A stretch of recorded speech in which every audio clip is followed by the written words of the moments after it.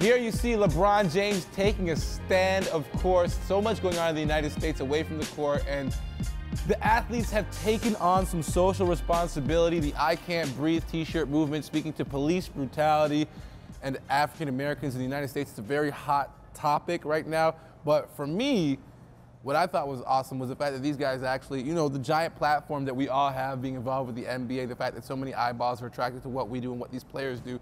The athletes took a stand. Are you impressed by the fact that they did this? We're far removed from the 60s and civil rights generation. We've seen superstars before just ignore the social side of things. But now it's happening. Dwayne Sweets Watson. Yeah, I'm impressed, definitely. I mean, personally, I think it's a little long overdue. There's other opportunities with Ferguson stuff where people can make a silent protest. They didn't have to, like, say burn it down or anything like that. Oh, please don't say burn it down. Well, his dad, yeah, dad I know, did. that was horrible. But I like the fact that it was done. I think, you know, they have a responsibility as athletes not to, like, just shape the world, but in terms of just having their opinion, because we know your boy Michael Jordan had that famous line. Republicans buy sneakers too. Right. But it's like, use your voice. Yeah. The modern day athlete is so concerned about their image that they don't want to piss off anyone. Yep. They just want to play it safe, and I understand that. But we need movements like this. And I also applaud the NBA, by the way, for allowing it to happen, ignoring the protocol of having to wear your team jersey kits and all that sponsorship stuff. They get it. They understand what's going on here because it's larger than the game.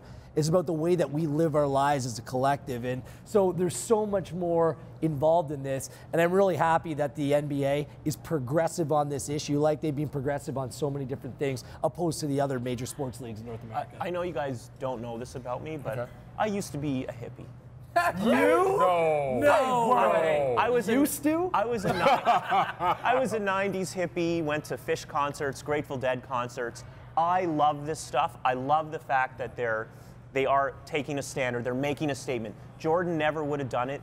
It was the 80s. It was a different time, right? It was all about corporate culture and being conservative. It's a different time now. Now is more of a corporate in terms of like brand no, because there's a cool factor. I'm with Dwayne. I think there's a cool factor now to believing in a lot of these issues, and I think it's amazing that the NBA did it. And Adam Silver, I think his line was, "I'd prefer that they didn't, but they're not fining them, they're allowing it to happen," and I think it's a perfect direction that the league's going in. The tipping point for this whole movement was Derrick Rose wearing the t-shirt in silent protest prior to a Chicago Bulls game. Derrick Rose, very stoic, very silent. He's associated with some major brands, got big sponsorship. Were you surprised that he was the guy, unabetted by media, being pushed to start this thing? I'm very surprised because he's not, in interviews, he's not even that guy to say anything. Like, he's a very quiet guy, not much to say. I'm surprised that he was the guy to kind of start this whole snowball. But he has life perspective because you know that he's been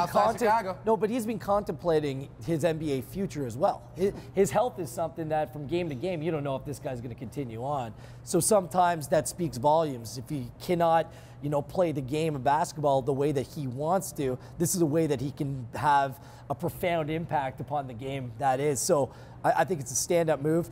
I'm happy that the argument has been put out that it's a slippery slope. If you let this go, what else are you going to let go? Because I think you can look at these things from a case-to-case basis. Let's put it out, though. Is it a slippery slope? How far can it go?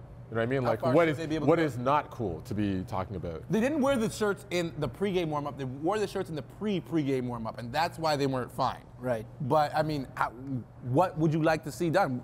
Does this open the door for athletes to create a discussion about other things? Well, yeah, like religion, wars in other countries. Right. Like, So will we be seeing pro-Palestinian, pro-Israeli arguments?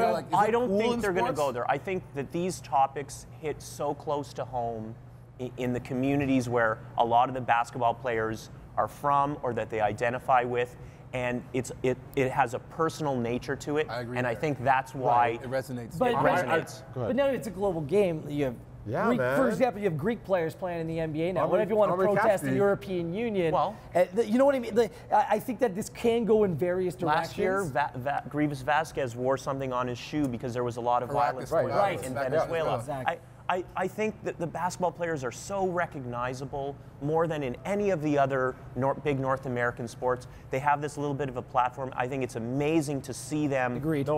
It's not 100%. They're not jumping on really political issues. It's really common sense issues, I think. I feel you guys, but we've given this issue the due attention. I'm thankful that the movement's happening. Yeah. Props to the players for doing it. When we return, of course, we still have more basketball to talk about. Gotham, New York. Oh, gosh. Big Sean voice. Hangout.